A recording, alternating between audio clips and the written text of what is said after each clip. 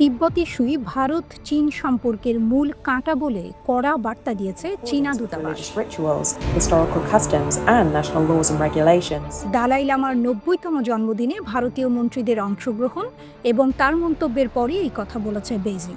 এ বিষয়ে ভারতের কূটনৈতিক মহলের আরও সংবেদনশীল হওয়া উচিত বলে ক্ষোভ প্রকাশ করেছে দেশটি। দালাই লামার উত্তরসূরি নির্বাচনে চীনের কোনো ভূমিকা নেই বলে মন্তব্য করেন নির্বাসিত তিব্বতী ধর্মগুরু। ভারতের ধর্মমন্ত্রীর সঙ্গে একই মঞ্চে বসেই তিনি জানান, পরবর্তী দালাই লামা নির্ধারণ করবেন শুধুমাত্র তিব্বতী বৌদ্ধরা। চীনা দূতাবাস এর মধ্যে এই ইস্যুকে ভারত চীন সম্পর্কের কাঁটা বলে মন্তব্য করেছে। সামাজিক যোগাযোগ মাধ্যমে দেশটির দূতাবাস জানায়, তিব্বত সংক্রান্ত যে কোনো সিদ্ধান্ত চীনের অভ্যন্তরীণ বিষয়, এতে অন্য দেশের কিছু বলার অধিকার নেই।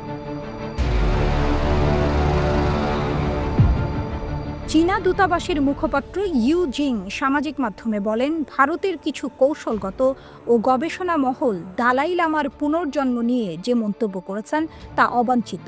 তিনি আরও দাবি করেন, এই ধরনের বিষয়ে ভারতের পররাষ্ট্র সংশ্লিষ্টদের আরও সংবেদনশীল হওয়া উচিত। চীন এই বিষয়ে কোনো বিদেশি হস্তক্ষেপ মেনে নেবে না বলেও হুঁশিয়ারি দেন তিনি। বর্তমানে প্রায় ৭০,০০০ তিব্বতী শরণার্থী ভারতে বসবাস করছেন। ভারতের ধর্মশালায় রয়েছে তিব্বত সরকারের নির্বাসিত সদর দফতরও। বহু কূটনীতিক বলছেন, দালাই লামার উপস্থিতি ভারতকে চীনের বিপরীতে কৌশলগত সুবিধা দেয়। তবে ভারতের পররাষ্ট্র মন্ত্রণালয় জানিয়েছে, তারা ধর্ম ও বিশ্বাস সংশ্লিষ্ট বিষয়ে কোনো অবস্থান নেয় না। এমন উত্তপ্ত পরিস্থিতির মধ্যেই ১৫ই জুলাই চীন সফরে যাচ্ছেন ভারতের পররাষ্ট্রমন্ত্রী এস জয়শঙ্কর। তিয়ানজিন শহরে সাংহাই কোঅপারেশন অর্গানাইজেশনের আঞ্চলিক নিরাপত্তা সম্মেলনে অংশ নেবেন তিনি।